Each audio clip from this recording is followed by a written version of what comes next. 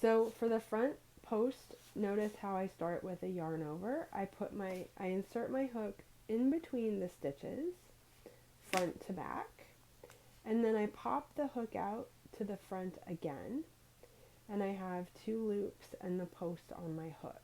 Now I yarn over and draw a loop through, and then I complete a double crochet. Yarn over, draw through 2, yarn over, draw through 2.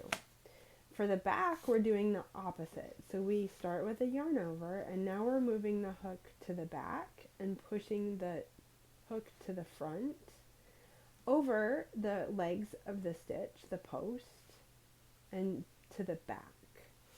Now we do the yarn over, draw a loop through, and then double crochet.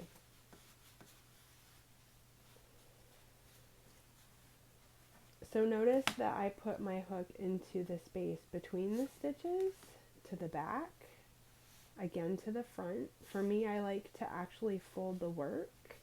I just find that that helps me execute the double crochet a little bit better.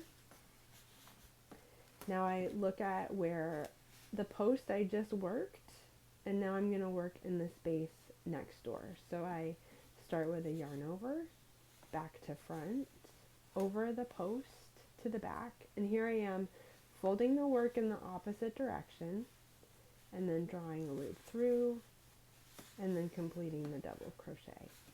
And I'm doing this all the way around, front post,